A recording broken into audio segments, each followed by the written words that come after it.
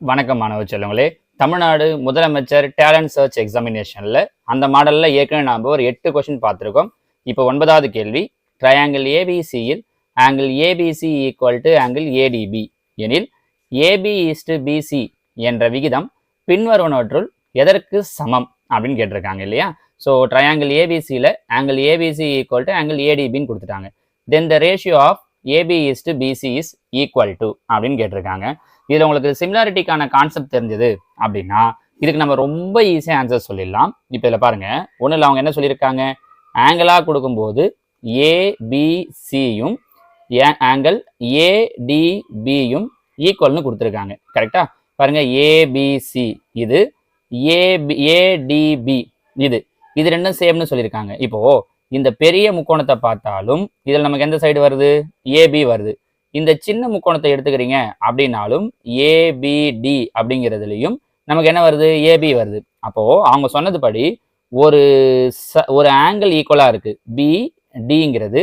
இங்க பாத்தீங்கன்னா ஒரு சைடு ஈக்குவலா இருக்கு. அப்ப அப்படின்னா இது ரெண்டுத்தையும் நம்ம என்னன்னு சொல்லலாம்னா சிமிலர்னு சொல்லலாம். தட் மீன்ஸ் ஏபிசியும் ஏடிபியும் சிமிலர் அப்படின்னு சொல்லலாம். சரிங்களா?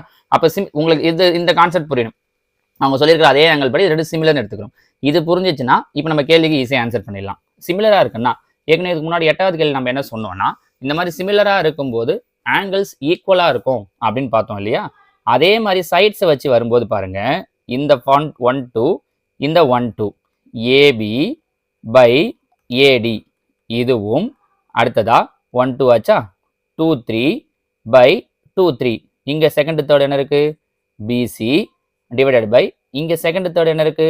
டிபி இதுவும் equal to first third AC divided by அதே மாதிரி ஃபர்ஸ்ட் தேர்ட் ஏபி இதுவும் ஈக்குவலா இருக்கும். சிமிலாரிட்டிக்கான கான்செப்ட் இது. 1 2 டிவைடட் பை 1 2 அதே மாதிரி 2 3 டிவைடட் பை 2 3 1 3 டிவைடட் பை 1 3 இதெல்லாம் ஈக்குவலா இருக்கும். இப்போ இங்க நாம அவங்க கேட்டிருக்க கொஸ்டினுக்கு ஏற்ற மாதிரி எதை எடுத்துக்கிறோம் அப்படின்னா இந்த ஃபர்ஸ்ட் ரெண்டு ஈக்குவலை மட்டும் எடுத்துக்கிறோம். எது? AB by AD equal to BC by DB இதை மட்டும் எடுத்துக்கிறோம். இப்போ இதை எடுத்தோம்னா அவங்க என்ன கேட்டிருக்காங்கன்னு பாருங்க, ஏபி ஈஸ்டு பிசி தான் கேட்டிருக்காங்க. அப்போ இந்த பிசி இங்கே கொண்டு வாங்க, ஏபி மல்டிபிள் இருக்கிற பிசி இங்கே வந்தால் டிவைடில் பிசி ஈக்குவல் டு இந்த ஏடி இங்கே கொண்டு போவாங்க, ஏடி டிவைடட் பை டிபி. புரியுதா? இந்த பிசி இங்கே கொண்டு வந்துட்டோம், இந்த ஏடி இங்கே கொண்டு வந்துட்டோம். வகுத்தல்ல இருக்குது அப்படின்னா, ஃப்ராக்ஷனில் இருக்குன்னா நம்ம ரேஷியோவில் எழுதலாம். அப்போது ஏபி பை பிசிங்கிறத ஏபி ஈஸ்டு பிசி அப்படின்னு எழுதலாம். அதே மாதிரி இந்த பக்கம் ஏடி பை டிபிங்கிறத ஏடி ஈஸ்ட் டிபின்னு எழுதலாம். ஸோ அவங்க கேட்டிருக்கிறது ஏபி ஈஸ்ட் பிசிக்கு எது ஈக்குவல்னு கேட்டிருக்காங்க. எது ஈக்குவல்? ஏடி ஈஸ்ட் டிபி. இது இருக்கு பாருங்க, ஏடி ஈஸ்ட் டிபி இல்லை பிடி.